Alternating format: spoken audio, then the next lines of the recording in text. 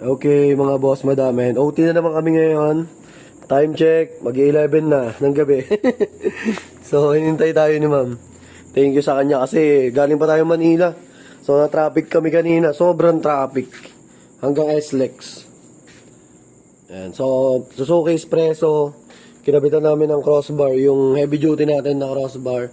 Then, sa top load, 38 by 38 na all steel. Then, Stingray brand. Sakto pa nga yun. Red yung pinaka ko ni ma'am. Pinaka-espresso niya. Ayan.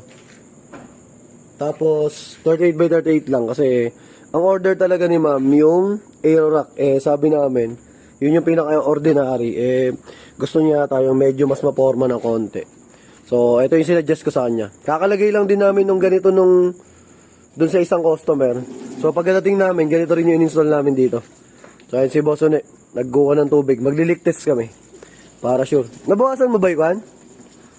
Sa rubber? Ayan. May binabawasan kasi kaming rubber para ma-sure natin na walang tagas. OT kami ngayon. Ayan, gabi na. So, ayan si hey.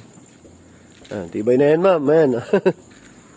So, ayan si ma'am. Kunyan, member ng national team yan si ma'am. Makikipaglaban sila ngayon sa China. Luluwas sila ng abroad. Para sa national team.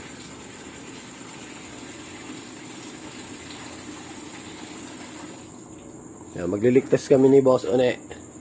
Yan, OT. Okay. Teka lang. So, video ko na lang muna mamaya mga boss At tulungan ko muna si Une.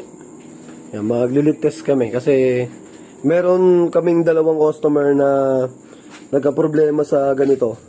Nagkalik kasi yung dito nila.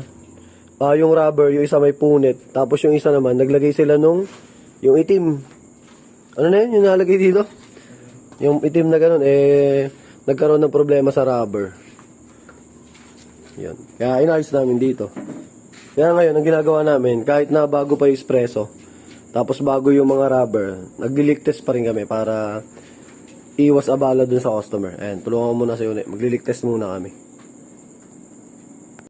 To be continue. Ayan, okay na. Nag-leak test na kami. Ayan, So, nagbinasa-basa namin yan. Sinabuyan namin ng tubig. Para sure na walang tagas. Suzuki Espresso. Bagong-bago pa lang. Ayan, So, OT na naman kami. Ayan, kung 11 na. So, thank you kay ma'am. Ayan, sa mga gusto mag-avail, available yan sa JLJ Car Accessories. Motomac Works sa vlog natin, yung JLJ Car Moto Vlog. So, sinop na namin yung gamit. Ayan. Motor natin, puro putik. Yan si Boss Une. Ayun, puro pa yan. Babiyahe pa yan na Nueva Ecija mamaya, Basic. So, thank you. God bless. Ayan, thank you kay ma'am.